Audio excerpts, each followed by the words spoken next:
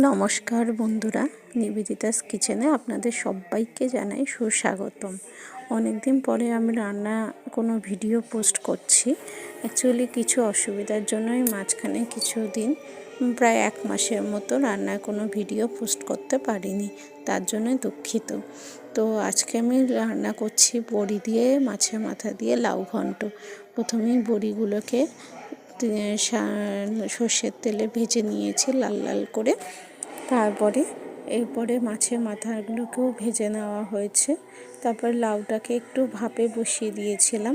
লাউটা মোটামুটি ভাপ দেওয়া হয়ে গেছে।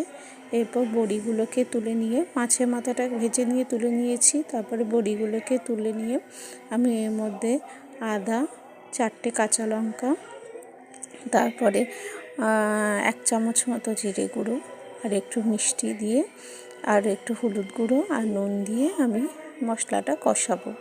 তার মধ্যে আমি লাউগুলোকে দিয়ে দেব।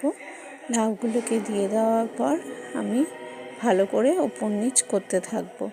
তারপরে মাছের মাথাটাকে দিয়ে আমি লাউটা রান্না করতে থাকবো। এর সাথে আমি মাংস রান্না করেছিলাম, চিকেন। তো সেটারও ভিডিও আছে এর মধ্যে। চিকেনটাকে প্রথমে আমি নুন, হলুদ, লঙ্কার গুঁড়ো ভালো করে ধুয়ে নুন, হলুদ, লঙ্কার গুঁড়ো আর সর্ষের তেল দিয়ে মাখিয়ে নিয়েছি। তারপরে আলুগুলোকে ডুমো ডুমো করে তারপরে আমি মাংসটাকে রেখে দিয়েছিলাম ম্যারিনেট করে। তারপরে আলুগুলোকে ডুমো ডুমো করে কেটে নিয়েছি, সেইগুলোকে ভেজে নিয়েছি। ভেজে নিয়ে লাউটা মোটামুটি আমার হয়ে এসছে। অন্যদিকে আলুটাকে ভেজে নিয়েছি। তারপরে 4টে পেঁয়াজ কুচি দিয়েছি। তারপরে 1.5 ইঞ্চি মতো আদা, তারপরে 1.5 কোয়া মতো রসুন, একটা গোটা রসুন আর একটার হাফ, তারপরে টমেটো একসঙ্গে পেস্ট করে আমি এই মশলাটা তৈরি করেছি। তার মধ্যে সাদা জিরে ফোড়ন দিয়েছি। সাদা জিরে ফোড়ন দিয়ে মশলাটা কষাচ্ছিলাম। তারপরে এর মধ্যে আমি মাংসটা দিয়ে দেবো। মশলা কষানো প্রায় হয়ে গেছিলো। তারপরে আমি মাংসটা এর মধ্যে দিয়ে দেবো। মাংসটা দিয়ে কষাতে থাকবো।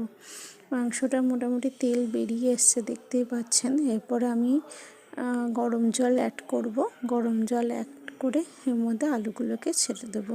তাহলেই মোটামুটি আমার মাংস রান্না রেডি হয়ে গেছে, দেখতেই পাচ্ছেন।